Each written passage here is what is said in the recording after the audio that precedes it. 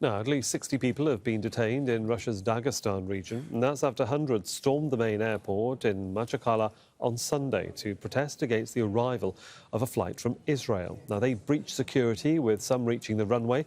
Witnesses say they stopped passengers and checked their passports looking for Israeli citizens. The government of the largely Muslim region has voiced support for Gaza. Let's get more of this from Daniel Hawkins, who joins us live now from Moscow. Daniel, what more are the authorities saying about this incident at the airport?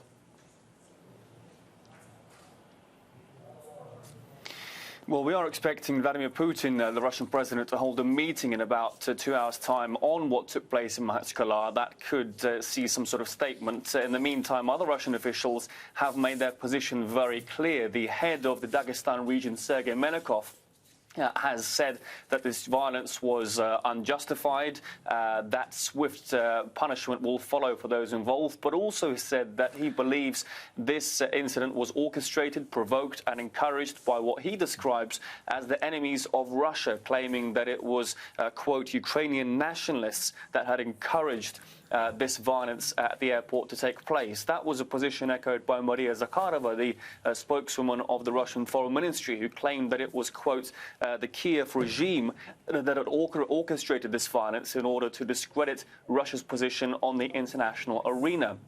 Now, Russian officials claim that it was in particular one Telegram channel, the Utro Dagestana, Dagestan Morning Channel, which has tens of thousands of followers, which had incited people to take to the streets and go on this rampage in the airport. They claim this is a channel linked to Ilya Ponomaryov, who's a former Russian state deputy who fled the country to Ukraine back in 2014 and has since encouraged violent opposition to the Kremlin and its policies in Ukraine in particular. He has since denied that he's had anything to do with this channel since last year. That's not something Russian authorities have bought, making their position very clear that this incident was provoked from abroad by this Ukrainian trace that they say was behind this quite shocking unrest at Makhachkala airport. Even with whatever happened at the airport, it's still going to focus back to Russia as far as Israel is concerned, and Russia's own foreign policy stance when it comes to what's been happening in Gaza. Well, indeed, Russia's sought to very much play a balancing act here and not take a direct side in this conflict, though it's very clear from statements we've heard from Moscow that it sees the root cause of the problem and, indeed, of this recent escalation as the injustice suffered by the Palestinian people and the denial of the statehood they've had over the decades. Moscow has sought to play the role of a mediator in this conflict, or at least be seen willing to do so through its UN resolutions, through its statements calling for a ceasefire. It also wants to prevent an escalation of the conflict that could harm its regional allies, Syria and Iran.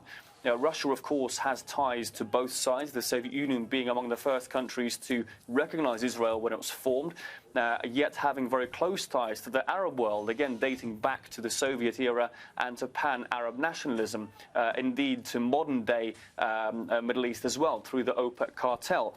So Russia very much has been part of Middle Eastern peace efforts before, being part of that peace quartet, but its role compared to the US and EU was rather limited. So this escalation of violence, Russia has seen as an opportunity to cement itself as a mediator in the Arab-Israeli conflict through what it sees as its more nuanced position, trying to understand the anger felt among the Muslim world, the global Muslim community, the Russian Muslim community at the violence in Gaza, without justifying any sort of violence or unrest, both on home soil and beyond. So very much an opportunity for Russia to present itself as a state that seeks a more balanced position in contrast to its Western counterparts. Daniel Hawkins for us there in Moscow. Thank you.